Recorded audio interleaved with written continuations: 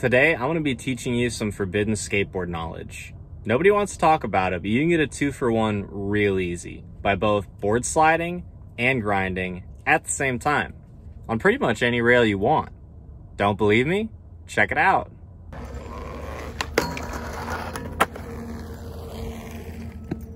Now you might be thinking to yourself, what a load of baloney. I do that on accident all the time. Well, so did I.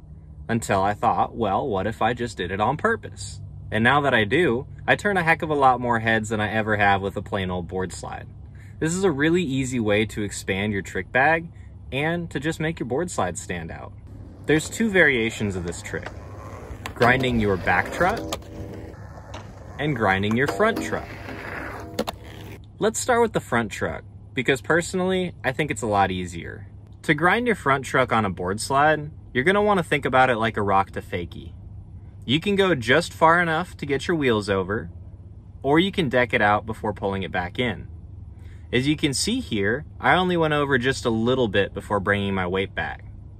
Most of my weight is on the front foot, with just enough on the back to balance it out. The more weight that you put on your back foot, the lower you're going to dip the tail. This puts you in a great position for popping out early, which is something that I'll touch on later in the video. Keeping your front knee bent, orient your weight close to, but not entirely over the top of it. It's kind of like doing a sideways lunge. Once you make it to the end of the rail, you're going to want to push your front foot forward. This will straighten you and your board out to land and roll away. Now on to grinding your back truck mid-board slide.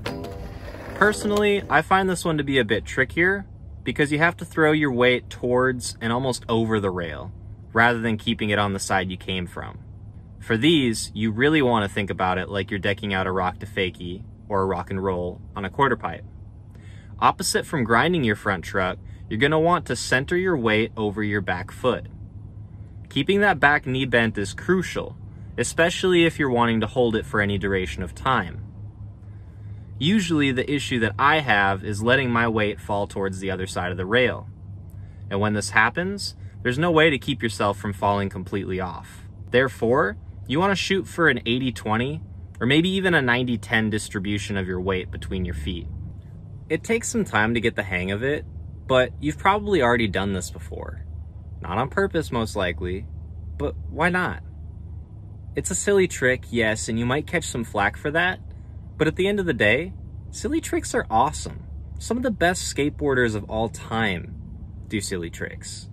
Think of Daewon Song, Rodney Mullen, heck, the entire Warble and Fancy Lad team. Now, I'm not trying to disregard the fact that skateboarding is gnarly and people do some really, really gnarly things that aren't so silly on a skateboard, but why not both? And that's why I challenge myself to do these 2 tricks on every rail in the park.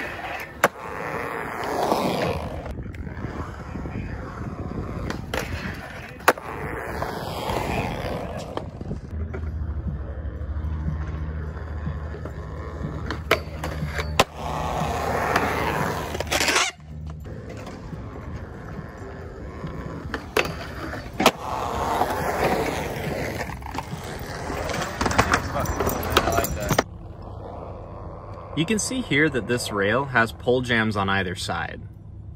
I couldn't even figure out how to do a regular board slide on this thing without feeling like I was going to clip on the way out. Therefore, I used the last of my energy to show how this trick can be used as a foundation for others.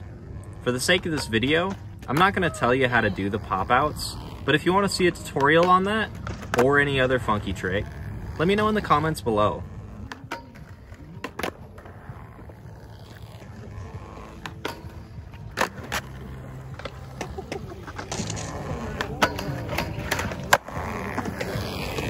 I hope this advice was helpful and that you got a new trick or 2 out of it. God loves you, I love you, and I hope you have an awesome day. Peace out, y'all.